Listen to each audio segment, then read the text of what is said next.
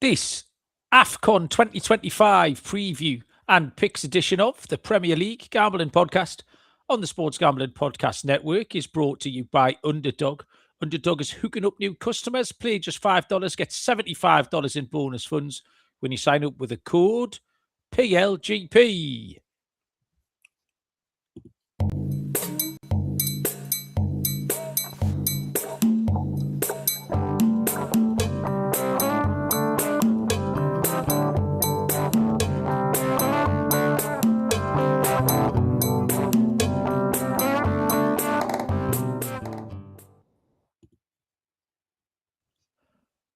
Welcome, everybody, to the Premier League Gambling Podcast on the Sports Gambling Podcast Network. My name is Malcolm Bamford, coming to you from Newcastle upon Tyne in the northeast of England. Today is still Thursday, December the 18th. We are here to have a look at the upcoming African Cup of Nations, which is tremendously exciting. Joining me, tremendously excited, Nottinghamshire. He's so fucking excited, Barry. I spent all day trying to calm him down. Literally had to tether him to the sofa. Barry Penaluna. Barry, have a guess how many mugs I've got in my cupboard. 25. 25, unbelievable. Also, spot the difference. What's happened? What's the difference between now and before? Ooh. Pretty good one. Have you changed your mug? You can't have changed your mug. I haven't changed my mug. I'm not an idiot. Well, I can't see anything that could have changed. I've taken me Gregory's pecs off, haven't I? No, I didn't notice you had them on. I'll tell you why, because the cricket, I can't see the telly with my glasses on, but the test match starts in 10 minutes, so I'm going to do this and watch the cricket at the same time. So I've had to take my specs off. Yes, look at the smudger had Joe win. I've just finished the Premier League pick show. There was a lot of people in there who then deserted us like fucking like the ship was going down. People were handing in notes like to try and get out the piggy. Oh, yeah, I've got an ingrowing toenail. I can't make the AFCON show. Oh, the dog ate it. The dog ate my AFCON bet, sir. They were all scattering like rats, the fuckers. But Lee and Joe, you win a prize as well for spotting that I haven't got my glasses on. The cricket, by the way, what an absolute shower of shit. I've given up on watching any of it. I'm not staying up really early. I was watching that shite. It's fine. Getting beat's fine, isn't it? It's not a problem. No one's got any problem with getting beat. But fuck me, they just haven't played properly. Do you know what I mean? Like, stop mucking about. Arsenal, they haven't prepared in any way. Do you want a practice game, lads? That'd be all right. Like, yeah, but it's really alien conditions, you know? You're literally half a world away. It's a different environment. Nah, it doesn't matter. We'll be fine. They're not fine at all. They still haven't got used to what's going on. So the plan for the next maybe half an hour, we say half an hour, we're going to try and keep it as much business as possible, is that AFCON gets underway on Sunday, the 21st. And I don't know if many of you are aware, I am the unofficial voice of African football. That's what a lot of people are saying. So I'm well positioned, Barry. I'm well positioned to guide everybody through this tournament. Would you like to just give us a brief overview, Barry, of where you stand coming into this? Well, I would say I want to be interested in it. I'm keen to be enthusiastic about it. I haven't had a great deal of time to get stuck into it yet. Yeah. But I'm going to try and make time. I'm more enthusiastic about it than the World Club Cup, I think. That was my next question. Are you more or less enthusiastic? Yeah, I think because FIFA's not involved, I'm a bit more on board. So I'm gonna try, Malcolm. I have, this is very much in your hands. One thing here, Barry. If this doesn't get you enthused, nothing will. Christmas Eve, kickoffs, 12:30, 3 o'clock, 5:30, 8 o'clock. Come on. What's wrong with that? The massive African fall tiger on Christmas Eve. Big old acca. 8 o'clock kickoff full of Baileys getting stuck in. Have you lined up the acca for that, have you? I haven't actually. We're not doing matches, Baz. This is just outright. I'm actually on. I've got a game on Chris. I think it's the lunchtime game. To fucking hell. Christmas Eve. Burkina Faso and Equatorial Guinea, Barry. I'll be bringing to you live if you're interested in that one. I assume you will be. I've got a game on Boxing Day as well. The family are buzzing with that. Christmas Eve and Boxing Day. It's me getting out and doing stuff in it. I'll give you an overview, Baz. This is the 35th renewal of the tournament. It's going to be hosted in Morocco. It's always chaotic. I don't know if you're familiar with AFCON. It's always absolute chaos. But the games are at great times, which I've just mentioned Christmas Eve, when there's not that much stuff going on as well. And all 52 matches are on Channel 4 or one of their platforms. So E4, All 4, More 4, fucking the Four Tops, Connect 4, the Four Seasons by Vivaldi, anything like that. Anything with the word four in it, you'll find it. It's on there. It's going to be slick, this as well, Barry. This is going to be by far the slickest AFCON there's ever been. Morocco have gone infrastructure and stadium crazy. 6 cities, I think, and a few different ones, places like Tangiers, which is a little bit different. And then you've got sort of Marrakesh, the big cultural hub, Rabat, etc. So it's going to be really tidy. It's going to look and feel a little bit different. And with the general progression of African football, the amount of European players, Premier League players. Smudges asking if there's any AFCON on Boxing Day. Don't you worry about that, my friend. There is tons of AFCON on Boxing Day.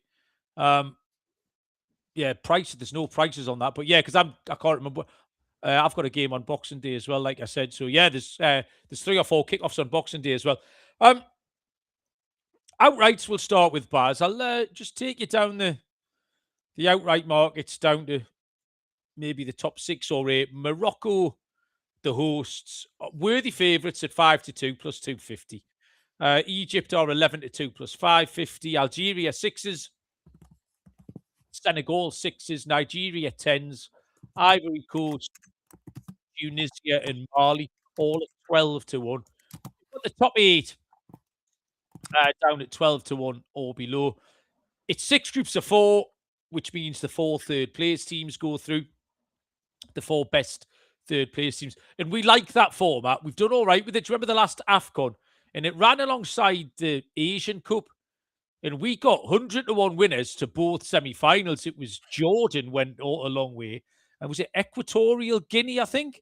I can't remember who the African team was. I think it was Equatorial Guinea. So we like that format because, like when we did the World, I was talking about the World Cup tour a couple of weeks ago. If you can win a match, you're in the knockouts, and this tournament is fucking wide open. The World Cup qualifying was absolutely wide open. Then the subsequent playoff tournament, and there's still DR Congo have gone through into that intercontinental tournament as well. So Morocco is the place to start. 5-2, worthy favourites. 12 out of 34 hosts have won, including 3 of the last 5. And Morocco, where are Morocco ranked in the FIFA rankings, Baz? Little pop. 11. Barry's got this. He's all over it, man. Done his homework. Yeah, 11th in the FIFA rankings. I mean, if you remember, they had a run to a World Cup semi-final last time out, where they lost to France 2-0. But they beat Portugal and they beat Spain on that little run, which is pretty impressive. They took bronze in the Olympics, which is always a good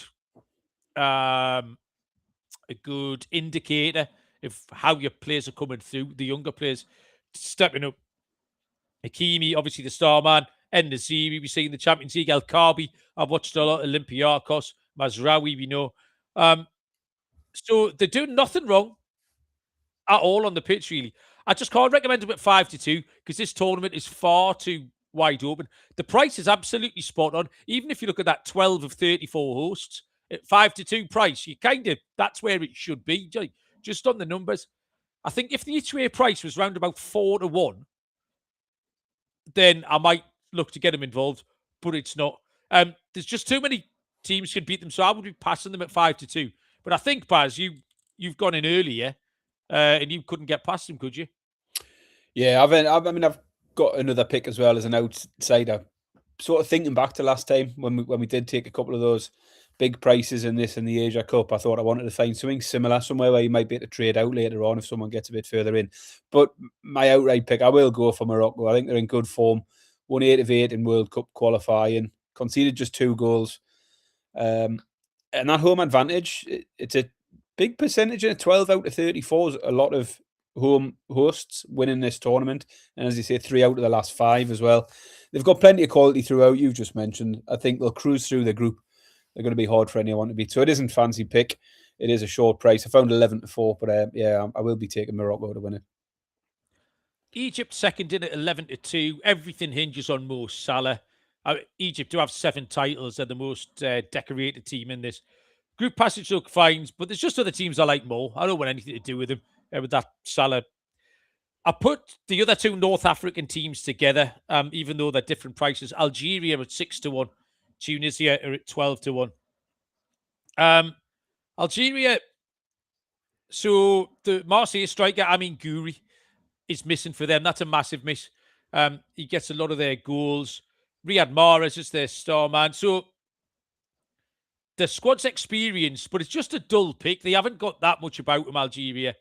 Tunisia are even more boring. They're incredibly functional, like formulaic. I just don't want anything to do with Tunisia because there's a lot of teams who play differently now.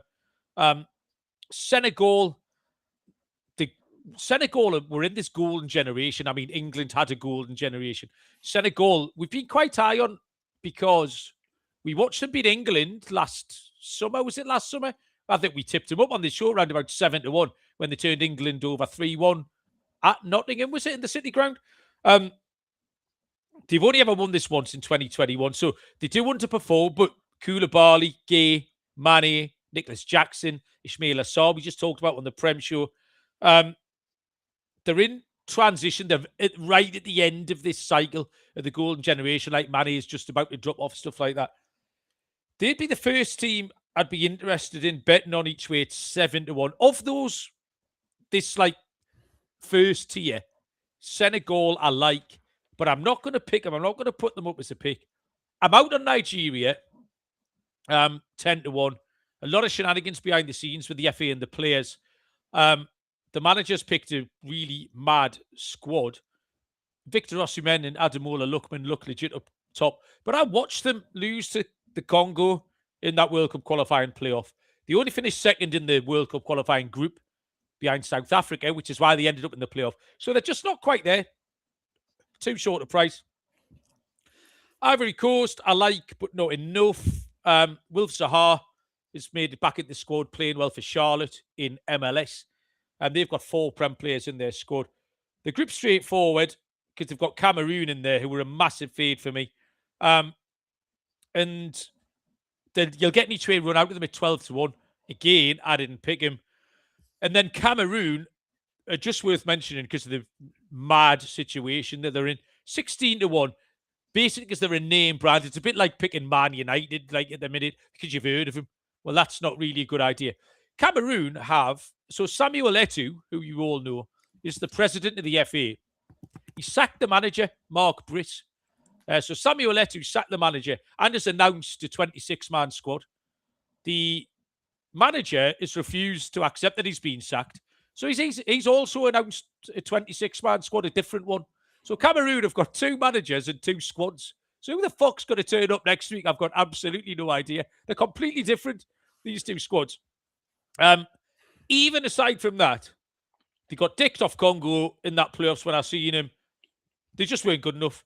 The fact that they're in, this does open the door for a group bet later on. The fact I'm going full fade on Cameroon. So that's kind of my reading of the top lot, Baz. You have much on that? No. Okay. Do you have anything? I was thinking about no, because you talked threw us off a little bit by talking about your group bet. I think we might end up in the same place by what you've said there. Okay. I'm going to tell you that we're partnered up with Kalshi, available in 50 states: NFL, college football, basketball, NBA, NHL. Promo is new Kalshi customers get $20 when they use the promo code SGPN, KALSHI. Promo code SGPN. And Underdog, your home for pick'em entries. You can win up to 5,000 times your money. Underdog has got you covered the holiday season. Underdog Unwrapped. There's tons of promos. Brand new offer at Underdog. Play $5, get $75 in bonus funds. Use the code PLGP. So this takes us down the list to my outright picks. So what I'm going to do here, Baz, I'm going to split. I take 2 units, and I've got 4 picks here, all at each way prices. Joe Dollar said he's picked a 26-man squad for Cameroon as well. Well done, Joe. Submit it. Mate, you might get the job. First in, I mean, again, it's this format that we like. If someone either genuinely winning a group or getting through in second, or squeezing through in third, and then just making a run at it. South Africa at 40-1. The other thing, actually, I'll say about this is shop around. Because, for example, I've got to pick at 80-1 here. 80-1 on 365. I know it's 100-1 on somewhere else, Sky Bet or Betfair or someone. And if you look on the exchanges, maybe you can use the each way portion as a cash out option. So shop around, you'll find some prices. South Africa 40-1. They were the team that beat out Nigeria in the World Cup qualifying group. So South Africa qualified automatically. Nigeria didn't. And what South Africa's built on is that rock-solid domestic league. There's a lot of domestic leagues in Africa aren't particularly up to much. South Africa's is. They've got sort of a lot of sponsorship. It's like the Betway South African Prem, innit? So they're going to be a tough out for anybody. Lyle Foster, who Smudger will know, is their main man. Oh, in fact, you see, as I said that, Smudger's just posted that South Africa got Lyle scored a whopping 9 goals in 3 seasons. Don't argue with that, Lee. It's coming. So I like to say these big priced ones. South Africa in Group B with Egypt, Angola, and Zimbabwe. Zimbabwe are one of very few whipping boys in the tournament, and I prefer South Africa to Angola. So South Africa, get out the group, and then you're live and kicking into the last 16. DR Congo, I'm sweet on for a couple of reasons. They've got a ton. They've probably got the best group of Euro-based players in the competition. I've watched them a good few times as well.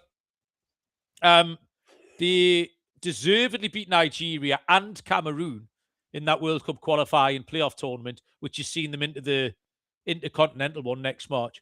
They're a group of Senegal, but they're also clear of Benin and Botswana. So 50-1 Congo, when you're putting them up against 10-1 Nigeria, 16-1 Cameroon, I think Congo are good. Gabon are another I have a soft spot for that I've watched. Again, I watched Aubameyang score 4 times and then get sent off against Gambia. We watched Aubameyang score twice in the Champions League against Newcastle. So there's no, Aubameyang's still flying. They were very unlucky in extra time against Nigeria in that World Cup qualifying.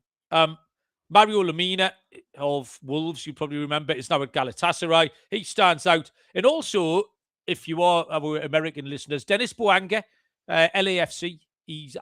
Last time I looked, he was joint top scorer with Messi in MLS. So Bouanga's good as well. So they're in the group with Cameroon, who I've gone full potato on. So second or third place for Gabon, I love. And at 80-1, we get a run out of them. And finally, I'll put up Burkina Faso at 100-1. The group looks manageable. Sudan are poor, which I don't get because Al Hilal of Sudan are all like a Champions League staple in Africa. One of the best Champions League teams, but like Sudan's talking about domestic leagues with South Africa. Sudan just aren't there. And Equatorial Guinea in there as well. They're at the bottom of their cycle. Django Tara, the Brentford player, Bertrand Traore for Sunderland, both Burkina Faso. And in a tournament of chaos, Burkina Faso embrace it. They scored 23 goals in 10 games in World Cup qualifying. And you look at their recent AFCON form, Baz. Runners-up 2013, third place 2017, fourth place 2021. So they're in there about all the time. Like, you get a run at 100-1. So we take 2 units. We go, what we do in quarter of a unit each way on South Africa, Congo, Gabon, Burkina Faso. They're the 4 plays, Baz. Yeah, I mean, I'm disappointed because you've stole all my notes for Burkina Faso. They are my underdog pick. Yeah, and I've put it because of their good form of going quite far into the tournament. I've mentioned here, runners-up, third place, fourth place in recent years. So yeah, I mean, it looks like possibly have to settle for second in the group, with Algeria being strong favourites for that group. But I saw Burkina Faso getting out of that group, and at 100-1, were a team I thought might make a run for those later stages once again and get a decent opportunity to trade out further down the line. Yeah, I think that's the plan here. Brought to you by Novig. Download the Novig app, get $50 when you spend $5. The promo code is SGPN. And Rhythm, crushing NFL as well as everything else. College basketball with the boys at TCE have been flying on Rhythm. The promo code is SGPN25. Download the Rhythm app for 25% off your first month. Download Rhythm, use the promo code SGPN25. Right, so to tidy up a few bits and bobs then, they were my outrights. So, group qualification, I've got one outright pick here, which is Ivory Coast to win Group F at 5-6, -120. Is that you nodding away there, Baz? Yeah, I'm on Ivory Coast as well. Mate, I think we should start seeing other people. That's part of the fate of Cameroon. I'm slightly twitchy about Gabon in that, actually. I was looking for a forecast, Ivory Coast, Gabon, but I couldn't find one. So maybe nearer the time, you might get one. I've got a little double as well, because we like the Ivory Coast. Morocco look a shoe in for that top group, Group A. So you can double them up. Ivory Coast and Morocco will get you 8-5 plus 160 if you want a little double. And accumulator, a group qualification accumulator, it's the 4 outright picks, because we want them all. We fancy them all to get through. So South Africa, Congo, Gabon, and Burkina Faso, all to get out the group, pays 21-10 plus 210. And I've got a golden boot pick or two as well, Baz. Did you say you had a scorer pick? No, I haven't got a scorer pick. The only other thing I had was the Ivory Coast to win the group, and like you, it was the fate of Cameroon, really, who obviously they've got all that mess going on at the moment, but they didn't do very well. Didn't qualify for the World Cup. Won only 2 of the last 6 games. I just thought, opposed Cameroon, Ivory Coast should go and win that group at 5-6. I mean, there is 52 blokes turning up to play for them, so well, that might help. Oh, it might help. We've got a lot. It's like Chelsea, isn't it? So, goal scorers. I mentioned Guri being out for Algeria. As much as I'm not hugely keen on Algeria, Mohamed Amouda scored 10 goals for them in World Cup qualifying in Guri's absence. So, Mohamed Amouda of Algeria at 20-1. Aubameyang, he can go off and he score goals in bunches. Seen him do it. 25-1. Pierre-Emerick Aubameyang. And one for you, Lee. Lyle Foster, 3 goals in 9 years. No, that would be terrible. 9 goals in 3 years. Actually, Joe's saying Cameroon have got 78 players turning up because there's his 26 as well. Yeah, Lyle Foster, 9 goals in 3 years. 66-1. South Africa go deep, Barry. Someone's scoring for them, and it's going to be that man, Lyle Foster. So 66-1, Lyle Foster. So there's 3 little each way players for golden boot. I think, Barry, we kept it all business. 25 minutes. Good effort. Do you have anything? Lots for people to get stuck into if anyone bothers to listen. As you say, nobody bothered to join us live. Just Joe, commitment to the cause. Just goes to show that we can actually just do the show without talking complete bollocks for ages if we have to. Yeah, if we do a show beforehand with all the bollocks in. Unless Lee's giving me 1,000-1 for Lyle Foster. Right, okay. I'll have a pound each way, Lee. It's on. What is the plan going forward for AFCON? Will there be any shows, or are you thinking mainly short stuff? YouTube shorts, I think. Yeah. Because I like doing them. And they reach a bit of a different audience. And it is niche, maybe, as the heartland of the Premier League gambling podcast listeners have just proven. There's not a huge appetite, Barry, for it, maybe. But it's my duty as the voice of African football. I'll stick out some picks most days, but I'm absolutely buzzing for it. I'll get involved as well. It's good timing. I'm at work tomorrow and Monday, and then after that, I've got 2 weeks off, so plenty time on my hands to get stuck into this stuff. Mate, 3 games on Monday, 4 on Tuesday. Those times, man, 12:30, 3, 5:30, 8. 4 on Tuesday, 4 on Wednesday. Fucking beautiful, that. Can I ask you what I was going to ask you earlier on? You certainly can. So, as you know, Barry, on a Thursday night, I take the boys to football and I go to Sainsbury's and go cruising for yellow stickers. I absolutely hit the mother load tonight. Ooh, nice. Yeah. I love a good yellow sticker bargain. So, I got 4 things, Barry. I got a loaf of bread. It's got poppy seeds or cheese or some shit on. 45p. Nice, lovely artisanal loaf of bread. I don't want to talk to you about that. I got the boys always get a treat for the drive home. They got 2 sherry trifle donuts. Yeah. So they enjoyed them. I don't want to talk about them. I got 12 chocolate donuts for £1. Fucking hell. 12 for £1. I don't want to talk about them. I got, Barry, half price, £10 from 20. Less than half price, £10 from 21.50 or something. A Aberdeen Angus short rib whole fucking thing for a tenner. Now, that's what I want to talk to you about, Barry. I'll just tidy up for our American listeners. Joe's asking about yellow stickers. I don't know if you must have this in America, Joe. Later in the evening, they start reducing stuff in the supermarket, stuff that's maybe a little bit past its sell-by date. So the donuts and stuff are all kind of dairy, bread that's going to go stale, that sort of thing. So I was basically following the bloke round tonight. The bloke with a yellow sticker gun. I'm surprised he didn't take out restraining order, because barely had he slapped a yellow sticker on something that I had it off the shelf past. So this thing, it's a lovely bit of kit, about the size of your head. Well, not your head, like the size of a normal person's head. But Aberdeen Angus short ribs. What are you telling me? Nice. I thought you were going to say a side of salmon when you said 20 reduced to a 10. I thought you were going to say you'd got a whole side of salmon or a whole salmon or something like that. But the short rib's good. You just want to sear it off in a skillet, don't you? And then finish it off in the oven. Get it to about 50 degrees in the middle. Beautiful. Slice it up. Salt and pepper. What more do you want? Is there bones in it? It sounds bony. It looks bony. Normally be a bone, but it'll be down the side. So it doesn't go through it. It's basically a ribeye steak on the bone, but a massive, big, thick version of a ribeye steak on the bone. So, yeah, it should be beautiful, that. You can have it as a roast. You can have it any way you want. But yeah, just sear it off, bit of salt and pepper, and then into the oven. You need a meat thermometer, like 50 degrees in the middle, 50C in the middle.